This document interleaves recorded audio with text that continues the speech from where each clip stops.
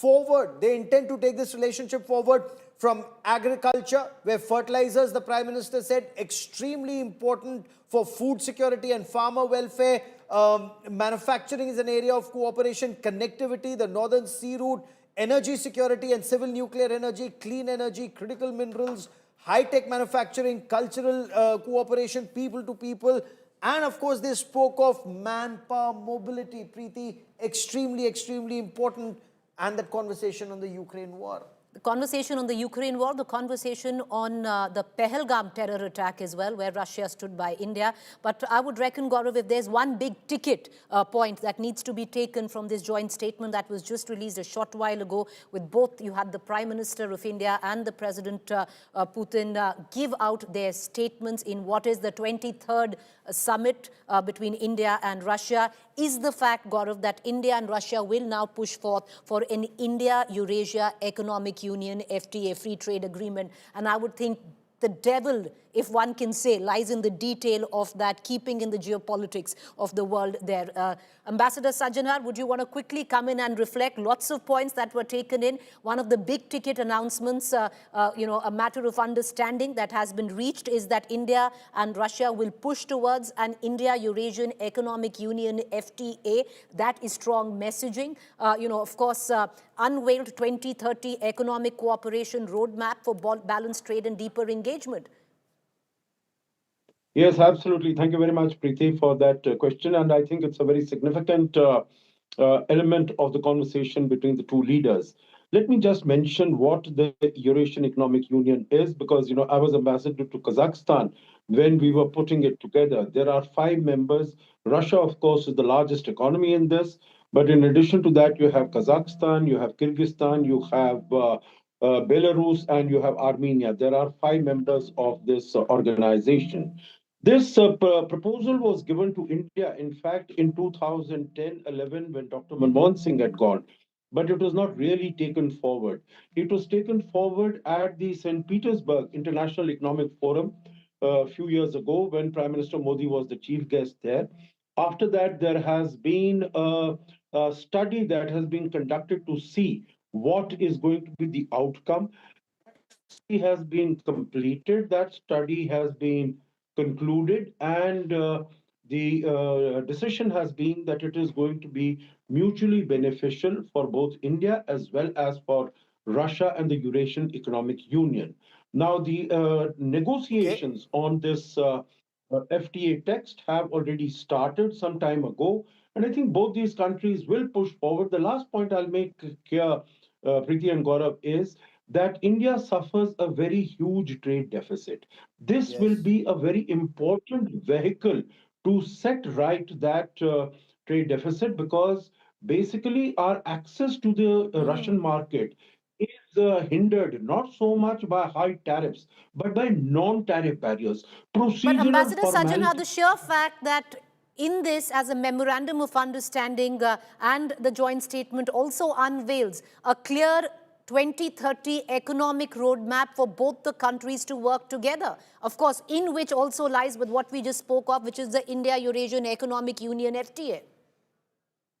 Yeah, you're very right. Let me tell you also, during my 2 tenures in Moscow, once when it was, Soviet Union, second time when it was the Russian Federation, we always spoke about the very low levels of bilateral trade between the two countries.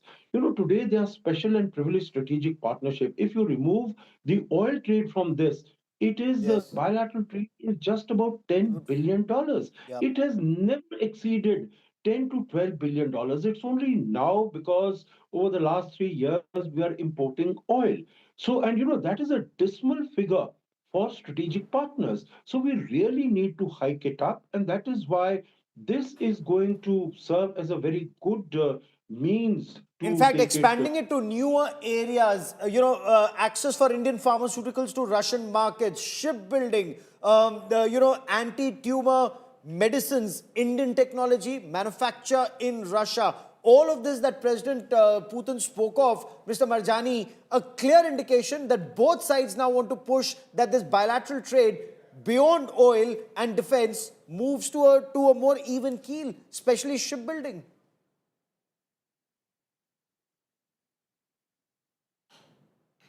take forward what Ambassador Sajjanhar said, India-Russia ties, yes, they are strategic partners and very old friends, but still the relationship is mostly defined by defense cooperation, and there is very little substance in other areas, particularly in trade. And if we exclude oil purchases from Russia, then we don't have much of trade with Russia. So I think economic relations really need a boost for both the countries if they really want to strengthen their relationship and to benefit from all the aspects of strategic partnership. And I think this is a very good step when the two sides are now looking forward to collaborate in areas like shipbuilding, pharmaceutical, and even boosting connectivity through various routes. Yes. So And I especially think the northern route, so. Professor Geography, yes. Brahmachalani and General Tiny Dillon join us on this special broadcast.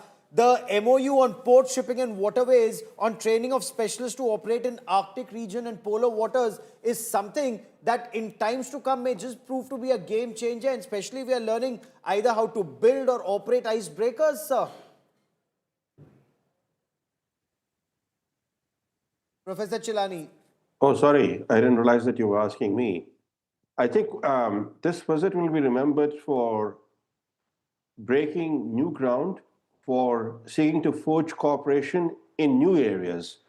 In fact, the very fact that Putin came to New Delhi with 75 CEOs or so indicated that his agenda was clear. He wanted to expand economic and trade cooperation with India to reduce Russia's reliance on China. China has become the Yes. critical lifeline for Russia thanks to Western sanctions and to the West isolating Russia from the Western markets. That has made China the critical economic lifeline for Russia. Putin's visit sends two messages. First, that Russia has options beyond China, that India is a major global partner for Russia now, and two, that to reduce this reliance on China, Putin is seeking to forge new cooperation in new areas with India, especially in the civilian fields, because so far the US, sorry, the Russia-India relationship has been largely focused on energy and defense sectors. But now we are seeing this attempt to broaden the cooperation and collaboration, and the latest MOU on ports and on other areas of cooperation underscores Yes. this attempt to broaden and deepen the cooperation. Professor Brahmachalani, taking off from what you said, if you'd also want to address the sheer fact, because, what you pointed out, yes, you have Russia that is pivoted to the southeast, looking at China after its Western isolation, primarily on the account, where China is concerned. China will bring its scale, but it's important optics-wise as well to build this relationship economically with India, because India does somewhere down the line, while China gives Russia scale, India gives it global acceptability. Very much so. You raise a very good question. India, being the world's largest democracy and having this special and privileged relationship with Russia, a country that has been portrayed by the West as belonging to the camp of the autocrats. For example, the SCO itself stands out because of India's membership. India is the only real democracy in the SCO.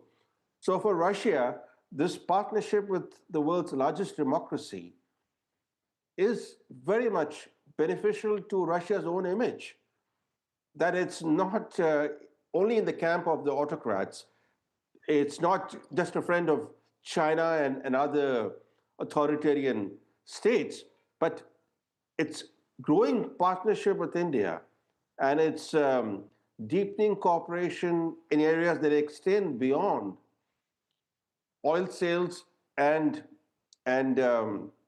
defense sales, underscores the vitality and resilience of the Indo-Russian relationship. And even in the defense area, we are Yes. seeing a conscious shift from a buyer-seller equation to co-production, that is, make in India.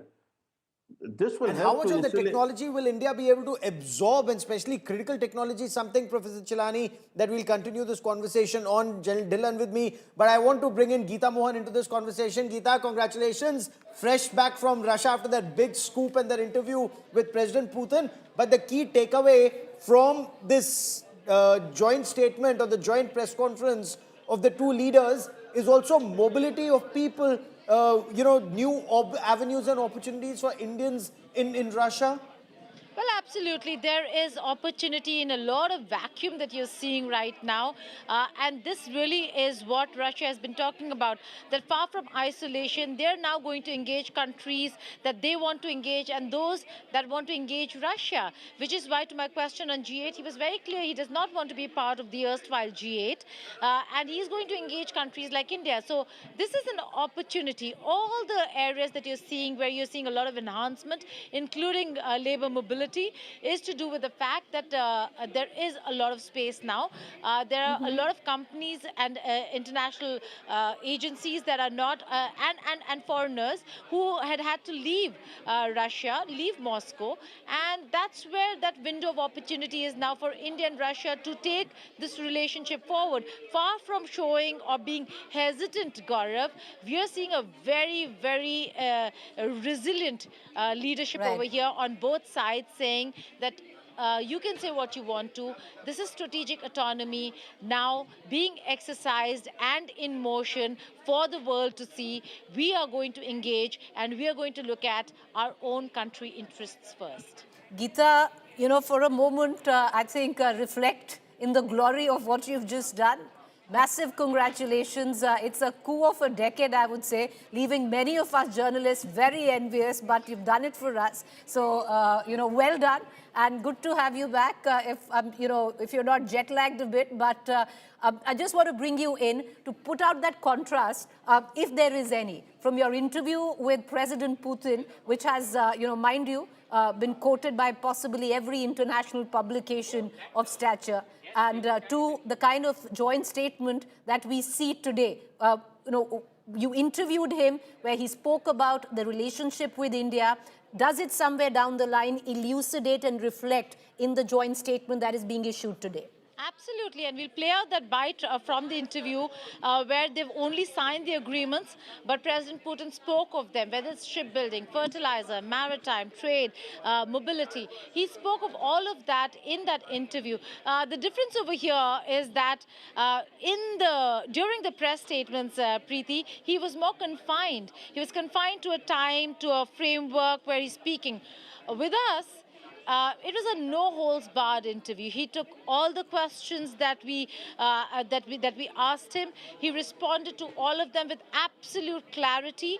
And when international networks, which is what we were saying, that there is one message that comes from the West and one where they need to know what the Russian perspective is. Whether if you like it or not, whether if you accept it or not, is how you look at things. But you Has need your to phone understand stopped ringing, that Russian. Geeta, since you've come back? Sorry? Has your phone stopped ringing since you've come back? Oh, no. Congratulatory messages, wires, publications, channels across the world trying to get in, a bit of what President Putin told you. Absolutely, and what he's like, what was the interview like? We will be writing a piece. We will be talking about the behind the scenes of how we met Putin. Give us a bit of the behind the scenes to Gaurav and I before you go. Okay, very quickly. One is that when I say a no-holds-barred interview, Preeti, and I mean it, they just wanted areas because the president has to be prepared. But they said, you ask what you want to. We are not going to interfere in your questions to President Putin. Unlike what you think, for a leader like Putin, maybe it's all prepared. Maybe, how did Geeta Mohan ask the question on Russian-speaking Ukrainians and what does he have to say to them, that they feel a bit betrayed, so on and so forth. No, we asked anything and everything that we wanted to, the way we wanted to put it. And he just not only answered all our questions, after that, there was a moment where we were taking photographs with President Putin, which is as per protocol after an interview ends, and our own senior leadership of the organization was there. So they met the president, and then he again went on for another 15-20 minutes with Mr. Puri and Kali. They went on, they had this entire conversation with them, and then a photo session. Then before he left, he again spoke, and he spoke of things that should have been on the record. And I told him, well, you know, you just spoke about environment and COP, and you sided with America and Saudi Arabia there. I should have put this, it should have been on the record. He said, please use it on the record. Everything that I've just said is on the record. You can quote me.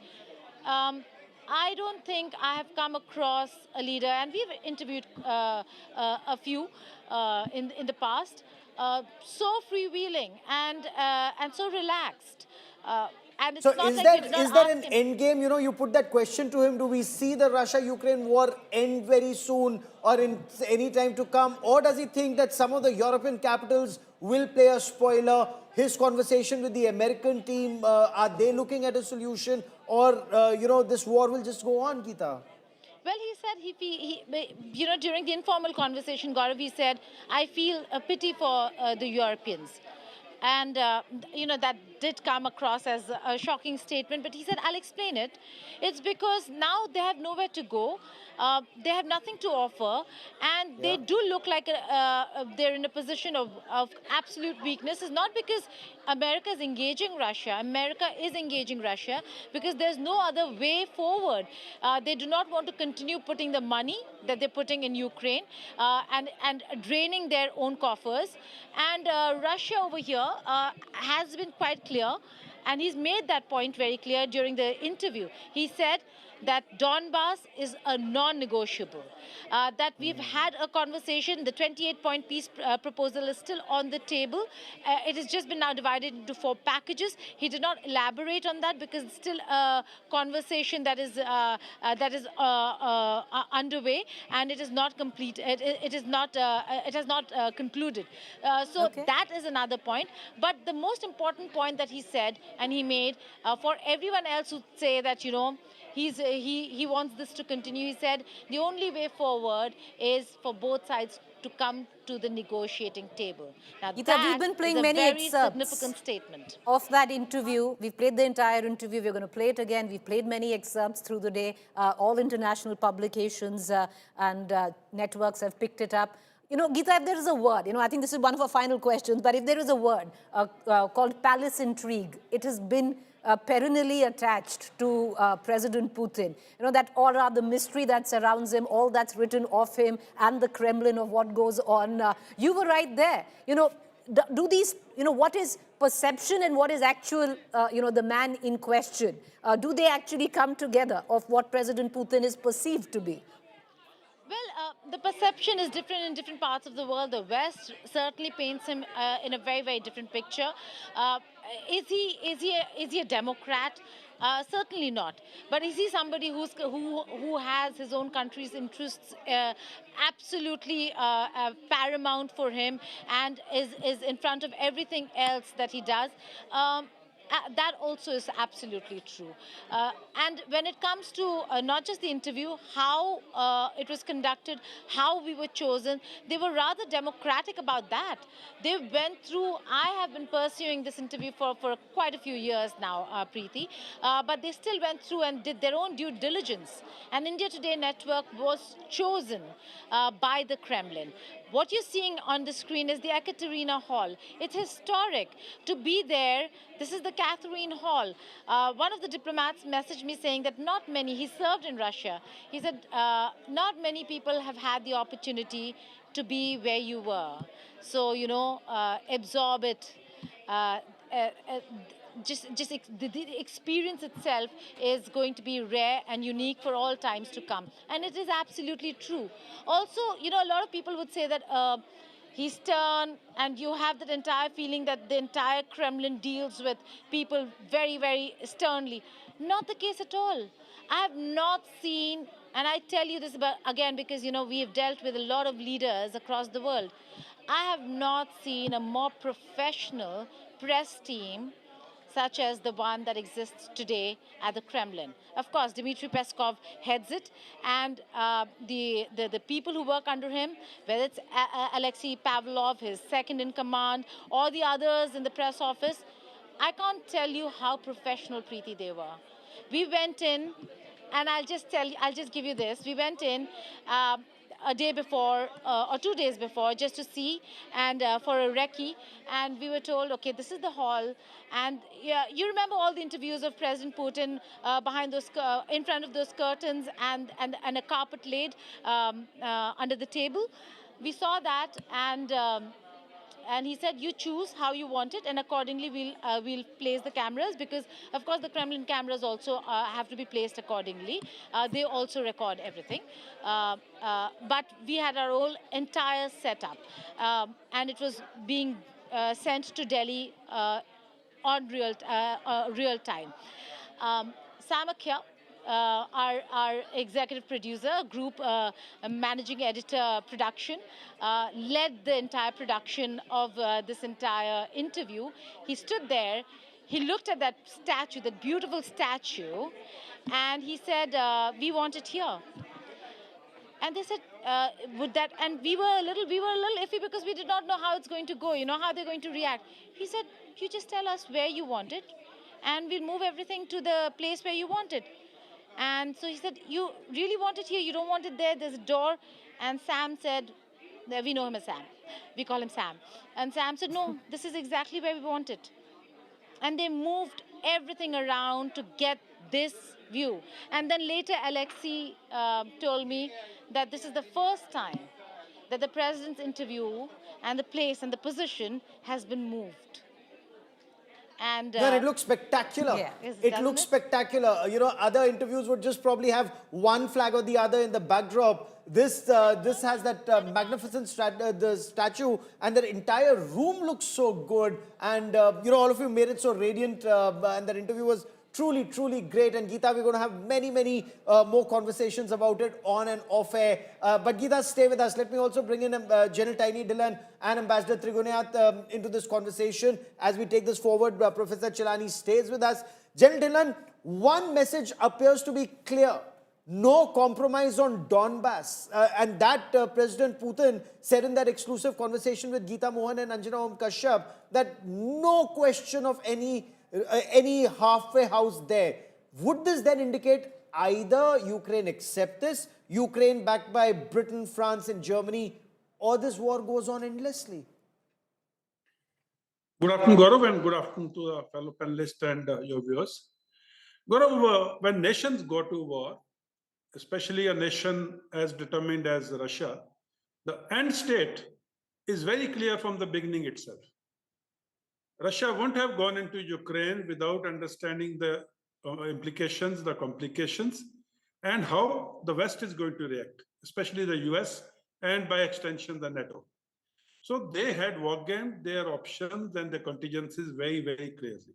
And if they are into a war for almost 3 years now, that only means, more than 3 years rather, that only means that, they had very clearly worked out the pros and cons. And in this interview, which we are just talking to Ms. Geeta Mohan, excellent interview. And in that, President Putin was absolutely calm and clear. And he said, sorry, partner, Donbass is non-negotiable.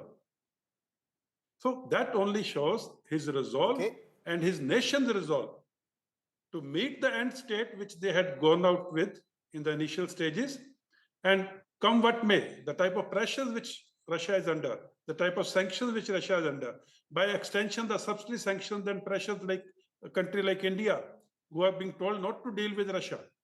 Now, under all this pressure, this man stands tall, this man stands firm, and he speaks his heart out to India Today reporter, journalists.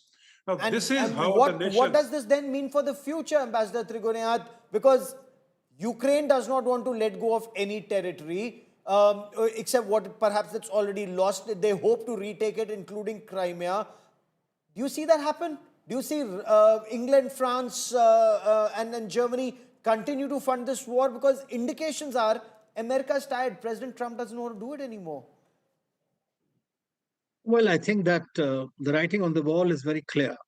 As far as President Putin is concerned, I think he is very determined to keep this buffer state in between that region, because he has his logical sense that he has also in the interview talked about, but I have heard him several times in Sochi as well. And he talks about it that this is non negotiable. President Trump seems to have bought this idea that wherever they are, they can keep it. Now, the forcing Zelensky to accept ceding the territory would be, in fact, suicidal for Zelensky. That is true. So legally, he will not like to give up wherever his soldiers are there, or 10 or 15% of it that he has. So there are two options for President Putin: either continue with the war and continue with the hostility, or secondly, to freeze the conflict as it is today. Now, it depends on how President Trump continues to remain invested or not. It'll depend a great deal on that also, because at the moment, I think that the Russians are also very keen for some kind of settlement so that their relationship with the United States continues apace. They want Yes. very good relationship, and already meetings are happening in different parts of the world as well as in Russia between them. So that is one track. The Ukraine war is the second track. So I think that at the moment, President Putin is in no mind to cede. And I have always said that whatever else may be negotiable, Crimea is totally non-negotiable, because they also claim it as a part of it, which was given by Khrushchev to Ukraine during the Soviet Yes. times. So I think that that is non-negotiable. This one also they want it because the Russian population mostly, and also it's Okay. some kind of a buffer, because you do not know what Yes. happens 2 years from now. All right, gentlemen, thank you, for taking the time out and joining us. We're going to head into a quick break. Once again, all eyes, and we continue to get you also now the fine print of the joint statement between India and Russia. You heard both the Prime Minister of India and President Putin speak a short while ago. We're going to give you the breakdown of that as we chronicle one of the most historic visits of President Putin to India, this time the first after the Ukraine war.